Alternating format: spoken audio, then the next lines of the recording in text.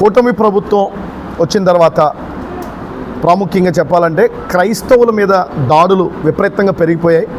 ప్రభుత్వం కూడా క్రైస్తవ సమస్యల మీద ఎంత మాత్రం కూడా ఒక స్టాండ్ తీసుకున్నటువంటి పరిస్థితి అయితే కనబడటం లేదు. ముఖ్యంగా చెప్పాలంటే చర్చిల మీద దాడులు జరుగుతున్నాయి, పాస్టర్ల మీద దాడులు జరుగుతున్నాయి. దాని గురించి అసెంబ్లీలో కూడా చర్చకి తీసుకొచ్చేటటువంటి ఎమ్మెల్యే కానీ మంత్రి కానీ క్రైస్తవ సంరక్షణ కోసం ఈ నిర్ణయం తీసుకుంటున్నాం, క్రైస్తవ సమాజం కలవరపడుతోంది, మీరు కలవరపడకండి, మీ మీద జరుగుతున్నటువంటి దాడులను మేము ఖచ్చితంగా కంట్రోల్ చేస్తాం, నివారిస్తాం అనేటటువంటి స్టేట్మెంట్ ఏ నాయకుడు ఇవ్వకపోవడం చాలా దురదృష్టకరమైనటువంటి విషయం.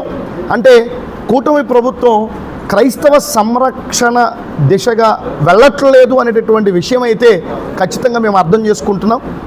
దీనికి ఉదాహరణగా చెప్పాలి అంటే ఇప్పటి వరకు క్రిస్టియన్ మైనారిటీ చైర్మన్ని మాకు నియమించలేదు.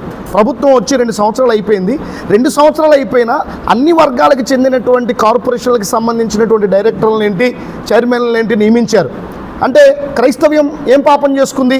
318 మరి నామినేటెడ్ పోస్టులు ఉన్నాయి క్రిస్టియన్స్ కోసం. ఒక్క పోస్టును కూడా మరి ప్రభుత్వం నియమించకపోవడం అనేటటువంటిది ఇది క్రైస్తవ పక్షపాతం కాదా? ఖచ్చితంగా నేను ప్రభుత్వాన్ని ప్రశ్నిస్తున్నాను, చంద్రబాబు నాయుడు గారిని అడుగుతున్నాను, క్రైస్తవుల పట్ల మీకు చిత్తశుద్ధి ఉందా? క్రైస్తవ సమస్యల్ని పరిష్కరించాలనేటటువంటి ఆలోచన విధానం మీకు ఉందా లేదా?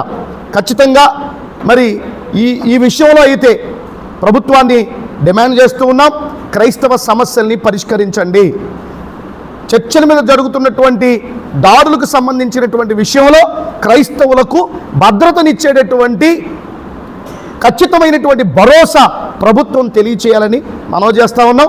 ఒకవేళ ఆ విధంగా గనక ప్రభుత్వం స్టాండ్ తీసుకోకపోతే ఇదే ఉద్యమాన్ని ఈరోజు ఈ నియోజకవర్గంలో జగ్గంపేట నియోజకవర్గంలో పర్యటిస్తున్నాం.